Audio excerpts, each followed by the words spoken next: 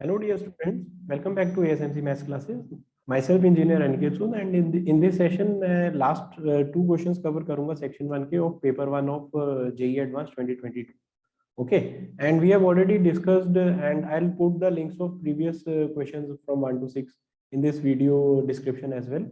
और उसमें हम पहले भी बात कर चुके हैं कि इसमें सेक्शन 1 में जो थे 8 क्वेश्चन थे और हर एक क्वेश्चन का आंसर डेसिमल वैल्यू में था और 2 प्लेसेस तक हमने राउंड ऑफ करना था।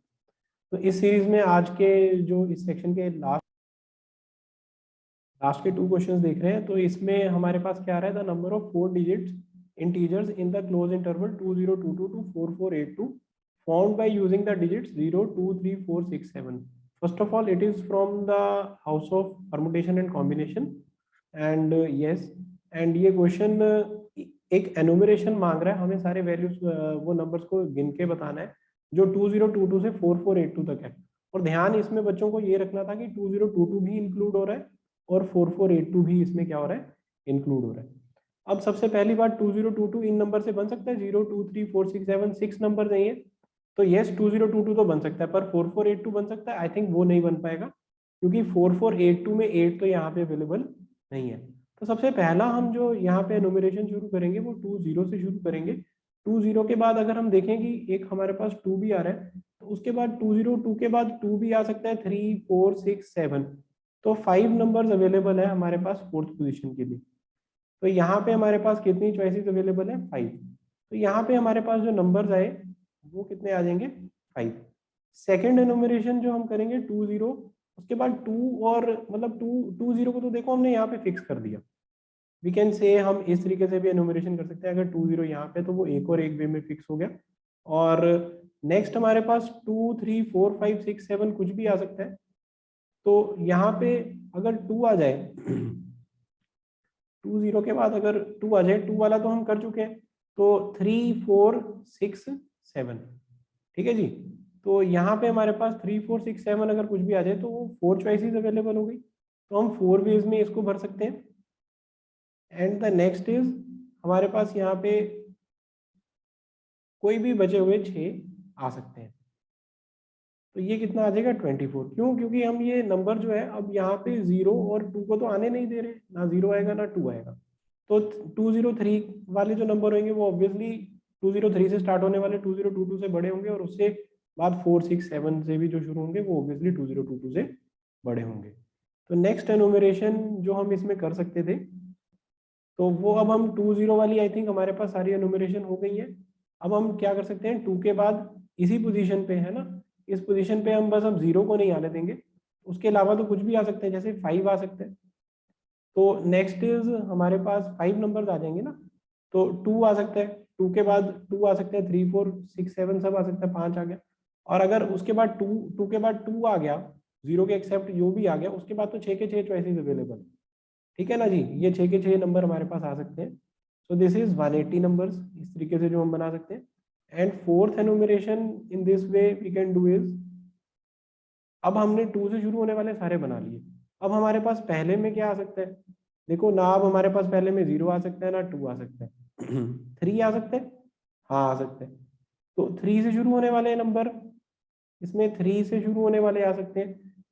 3 में हम यहाँ पे 1 रख लेते हैं। अब आगे तो कुछ भी हो सकता है, आगे हमारे पास क्या क्या आ सकता है, 0 2 3 और ये सब आ सकता है। तो 6 यहाँ आ जाएगा, 6 यहाँ आ जाएगा और 6 यहाँ पे आ जाएगा। 3 से शुरू होने वाली सारी चॉइसेस हमारे पास अवेलेबल है, तो ये आ जाएगा 2 1 6। और फिफ्थ एनुमरेशन जो हम यहाँ पे कर सकते हैं, वो अब हम 4 से शुरू होने वाले नंबर देखेंगे। अगर हम 4 से शुरू कर रहे हैं तो 4 से हमारे पास सबसे पहले क्या आ सकता है, एक तो 4 के बाद हमारे पास नेक्स्ट नंबर क्या हो सकता है, यहाँ से मान लीजिए 4 से शुरू कर रहे हैं तो वो तो 1 वे में फिल हो गया, और उसके बाद हमारे पास 4 4 8 2 तक जाना है। तो हम 0 2 3 तीन चॉइसेस अवेलेबल है, 0 या फिर 2 या फिर 3, क्योंकि 4 के बाद 4 वाले हम अलग से देख लेंगे। तो ये 3 आ गया, और इसके बाद 6 और 6, तो ये 36 इंटू 3 कितना आ जाएगा, 108 नंबर इस तरीके से आ जाएंगे। और लास्ट हम जो करेंगे वो 4 4 से शुरू होने वाले नंबर देख रहे हैं, तो ये तो 1 और 1 वे में ही भरा हमने।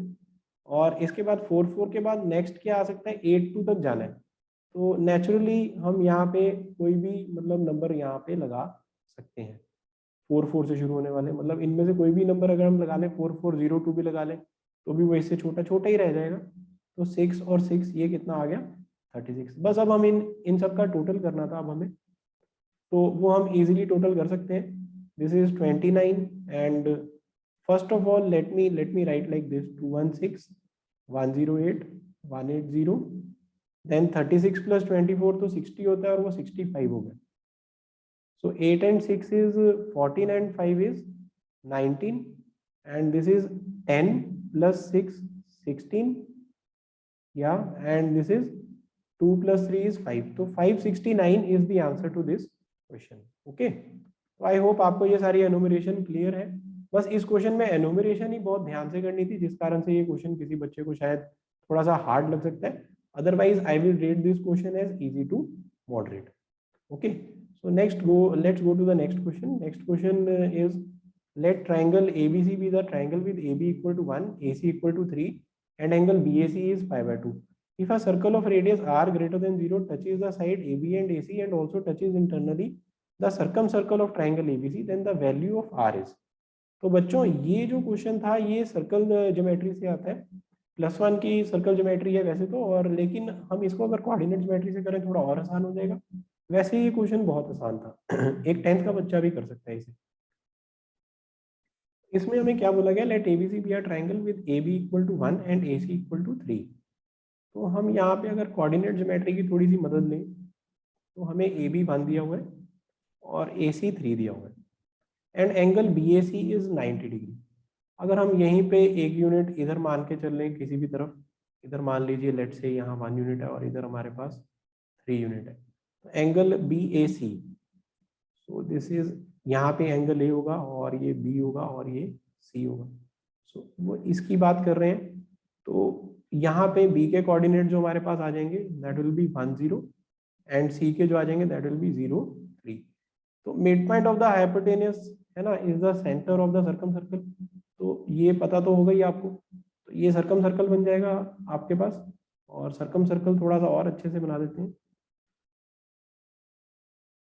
let us draw it like this, alright, तो ये एक सर्कम सर्कल हो गया एंड अब इसका जो मिड पॉइंट आ जाएगा that will be 1 + 0/2 half and 3 + 0/2 3/2। And अब यहाँ से इस बड़े वाले सर्कल का हम रेडियस इजीली निकाल सकते हैं। बड़े वाले सर्कल का जो रेडियस आ जाएगा वो आ जाएगा हाफ का स्क्वायर प्लस 3/2 का स्क्वायर। तो हाफ का स्क्वायर प्लस 3/2 का स्क्वायर, तो हाफ उसका 2 तो पहले ही बाहर कर लो, और √1 + 9 10, तो √10/2 ये हमारे पास आंसर आ जाएगा इसका। एंड अब आगे क्या बोला, if a circle of radius r greater than 0 touches the side AB and AC। अब AB और AC को कोई छोटा वाला सर्कल है जो टच कर रहा है अंदर से, ठीक है जी, एंड वो क्या कर रहा है, and touches internally the circum circle of triangle ABC।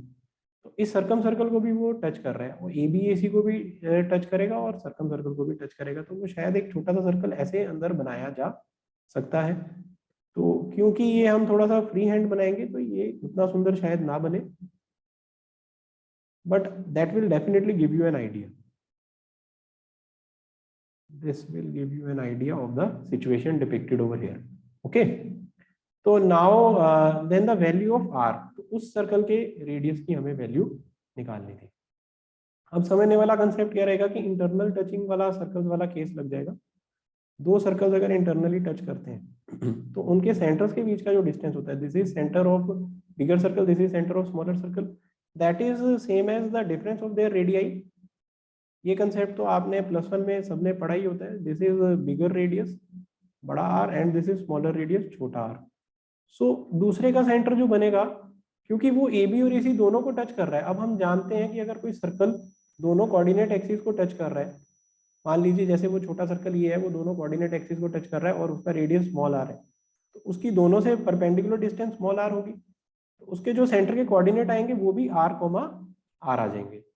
So that way we can easily find, हमारे पास C1 के जो कोऑर्डिनेट है वो है हाफ 3/2 एंड C2 के कोऑर्डिनेट है r, r।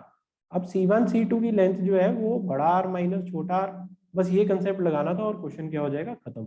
C1 C2 की लेंथ जो आ जाएगी that is r minus half का स्क्वायर प्लस r माइनस 3/2 का स्क्वायर। उधर से बड़ा R की वैल्यू कितनी है, √10/2 एंड छोटा आर तो हम ढूंढ रहे हैं, और इसका भी क्या हो जाएगा, स्क्वायर हो जाएगा, क्योंकि इधर स्क्वायर रूट में आता है डिस्टेंस फार्मूला।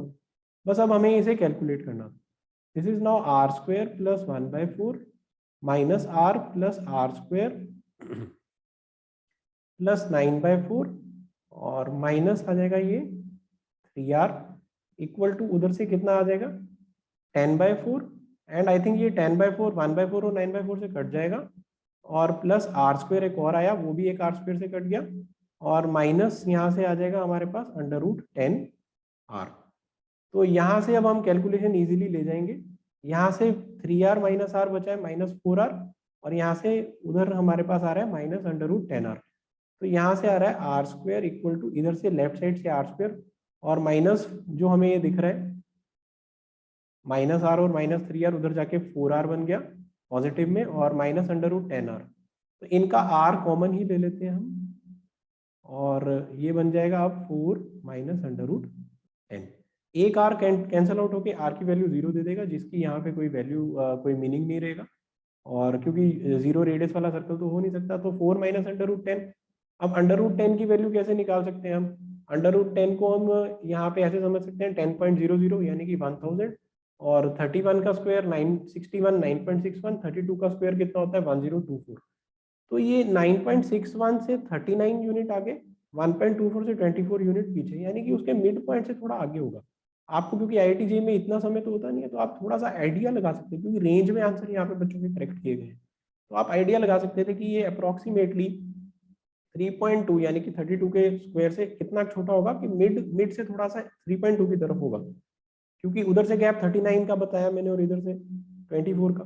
तो आप आइडिया लगा सकते थे कि ये 3 है ना, √10 की वैल्यू 3.16, ठीक है, 3.15 से तो थोड़ा बड़ा ना, 3.16 अगर लगाए तो 4 - 3.16, तो ये कितना आ जाएगा 0.84 लगभग, इसका आंसर आप लगा सकते थे। तो इस क्वेश्चन का आंसर है 0.84।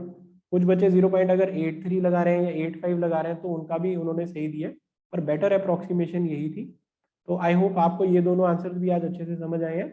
अब हम आपको एक नए सेक्शन के साथ, नई मार्किंग स्कीम के साथ इस सीरीज में आगे कंटिन्यू मिलेंगे, जैसे हम हर रोज वीडियो डाल रहे हैं। टिल देन आप प्रैक्टिस करते रहिए बच्चों, ऑल द बेस्ट।